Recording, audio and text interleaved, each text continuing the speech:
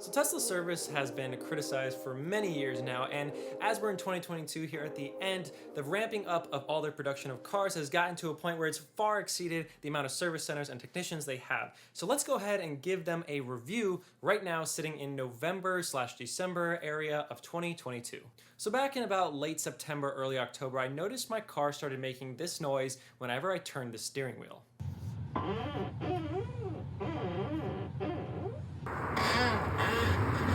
Now that's very unpleasant, especially considering that Teslas are very quiet cars as they are electric, so you hear every little creak in the car, and this is very loud from inside and outside the car, and quite embarrassing, honestly, if you're driving near people. Luckily for me, this doesn't actually cause any issue with driving, so I was still able to drive my car up into my appointment date. But the date for my appointment was almost a month later on November 5th. So if I was not able to drive my car and I had a bigger issue, that would be a huge problem, and they would probably be getting a much lower grade than I'm gonna give them at the end of this video. Now, the first thing I wanna talk about and kind of give them praise for is the speed at which it was able to be diagnosed. Because when I went to the actual service menu in the app to enter in my problem, all I did was type out a little paragraph of what was happening, and I kind of knew exactly what was going on anyway, so there might have been some keywords that helped me there, but they immediately scheduled my appointment and even gave me a cost estimate right off the bat, the same day, so it's super easy to see what I was actually getting into.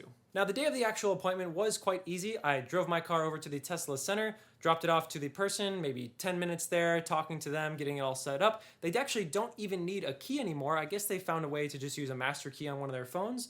No need for the physical key. I just dropped it off and left, and they were even nice enough to give me Uber credits even though my warranty was expired, and usually that is reserved only for people under warranty. So I was able to get a free ride home and a free ride back there later that day, which ended up taking about 5 hours for them to complete my entire service. The only discrepancy here I would say is it was kind of annoying picking it up because they told me it was ready.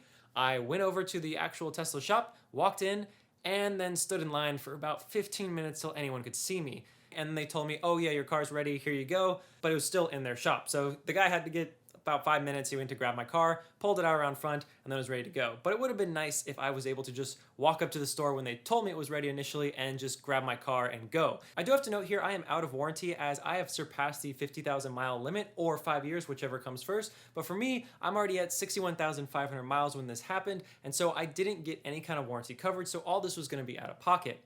But let's talk cost. Since this was a known issue, they actually waived all the labor, which was super nice of them. This is actually fixed in future models, and the new front control arms that I have the fix implemented, so hopefully in the next 60,000 miles, I won't have to deal with any of this ever again. It came out to about $182, about $90 per arm, which honestly I was super happy with. 1 day of work, $180, and now I never have to worry about this, hopefully, ever again. All in all, I give them about a B plus in this because this was one issue I had in 3 years and 61,000 miles of driving. So obviously it's not super common, and since then they have fixed this issue with the control arm, so it shouldn't happen to anyone else in the future or my car in the future in another 60,000 miles, because now they have a new way of sealing those control arms to avoid that water intrusion.